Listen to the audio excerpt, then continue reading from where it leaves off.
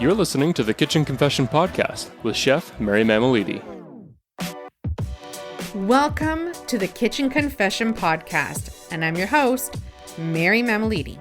Normally, you guys come on here and you'll listen to me interview someone, one of our amazing guests, many that we've interviewed over the course of 2 years. But today I thought I would do something that I haven't done in a while. I wanted to bring you inside my kitchen and share what cooking tips and kitchen hacks that I've been using. And I want to try and explain some of the recent TikTok craze and trends that have been going on and that's happening right now. One of them, which is involving strawberries, turning a fruit into a sour snack, and dried berries that alter your taste buds. I know, insane. All right, so I want to start with the quickie pickle. So this is the only pickling solution you will need. Get yourself some of your favorite vegetables. And some of mine are red onion, cucumber, carrots. Carrots are great. And you can also pickle green beans, baby corn. Experiment. Find what your favorites are. Here's the solution that you're going to need. 1 tablespoon of sugar, 2 teaspoons kosher salt, half cup white wine vinegar, half cup water, 1 teaspoon black peppercorn, 1 teaspoon mustard seed, half teaspoon celery seed. Place all the ingredients into a pot. When that pot reaches a boil, turn off the heat, place the veggies that you've chosen into a heat-proof jar, and then just pour that liquid over top. You want to top it with a lid and let that cool to room temperature. These are great. You can enjoy them right away, or if you want a little bit of a bite to them, refrigerate them for up to a month. They're great. They're fantastic. I use them in salads, sandwiches, whatever you want. These are great. Even snack on them. And here are some interesting ways to enjoy them. Pickles. Add them to your tuna melt, top a hamburger, maybe in a green salad. Pickled carrots. Slice them into ribbons using your vegetable peeler. Add to pasta salads, top a grilled pork chop, or on top of some crusty bread with some goat cheese. Let's jump over to some of the TikTok trends that I've alluded to at the beginning. The latest one, it involves strawberries and bugs and maggots. I know it sounds disgusting, but here's what it is. What people have been doing is they've been buying fresh strawberries and then they've been soaking them in a solution of salt water. What happens is, after soaking them for about, I think it's 5 minutes, bugs or maggots actually end up crawling out of these strawberries. Let me break this down for you and let me tell you what I found, because I started digging when it came to this. I wasn't sure if people were just making this up. You know, photo editing is a big thing now, and there are all kinds of apps to do all kinds of crazy things. So, according to an entomologist, the strawberries in your fridge may have some unfriendly pests in them. There is a fly known as the spotted wing. Now we're going to try saying this, Drosophila, which is part of the same family as, I think it's the fruit fly. So this fly is attracted to sweet, fermenting fruit, like strawberries and even blueberries. Not every strawberry or blueberry at the grocery store will have this, and nor do I want you to be concerned about this. But it is something that I did come across, and I do think I do feel it. I need to let you know. It's not going to prevent me or stop me from eating strawberries, because I love me some strawberries. But what it does is it lays eggs deep inside the strawberry, or deep inside that fruit, the strawberry, the blueberry, and it goes undetected because it is embedded so deeply inside the fruit. You can always think of this as a little extra protein. Am I right? So how to get rid of them? The best way is it's actually in the hands of the grower. They need to ensure that they don't infest berry fields in the first place. So it's not really up to us. As long as they have clean field management practices by the growers, we're fine. We're great. Why do they come out after a berry is washed in salt water? Well, here's the hack. If you soak strawberries in a bath of warm water and salt, let them soak for about 30 minutes, and those little uninvited guest eggs are going to hatch, and a baby maggot does crawl out of the strawberry if it's there. Yum, right? No, not so much. So here's the reason why they leave the comfort stuff inside that berry. It's because the salt water leaves them at risk of dehydration. So they pack their bags and they head out to try and escape. Here's my solution. Soak them in a bath of cold water and vinegar. This eliminates any insecticides that may be on them, and the vinegar will prolong the longevity of the fruit by at least a week. So try not to think about this and just enjoy the strawberries. The reality is, eating foods from the earth may have that element of protein that comes with it. Bug protein, that is. So just enjoy it and try not to focus too much on that.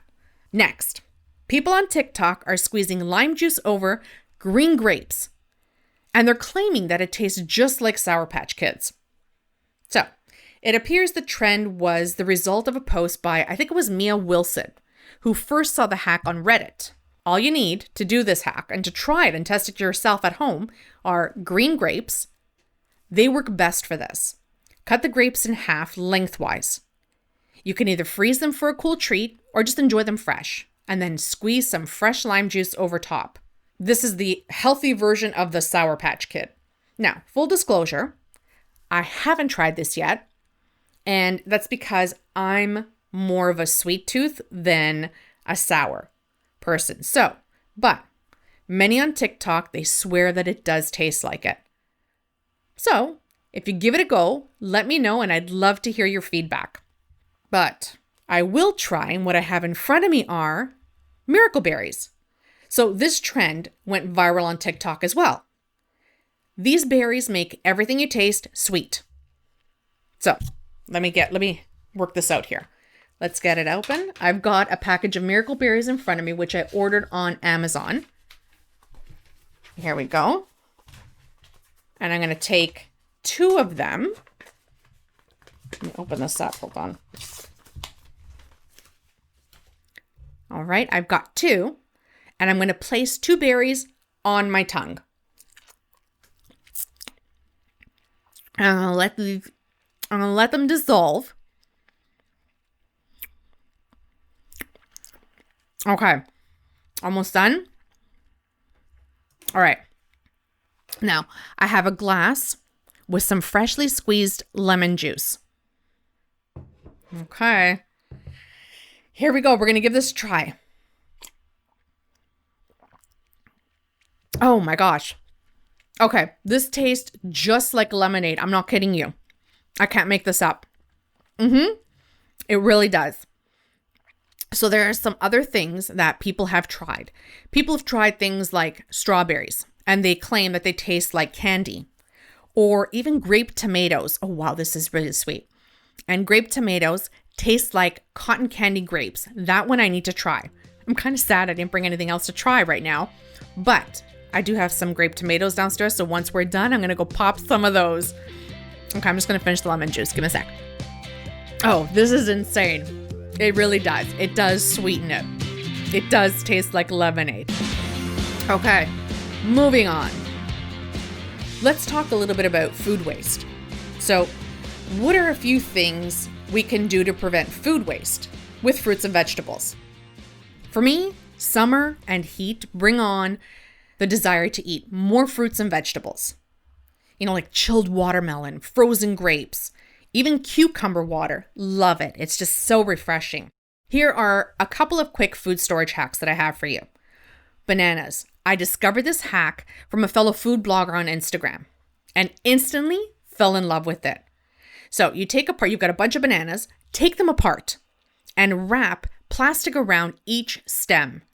They will last up to a week longer before turning fully ripe.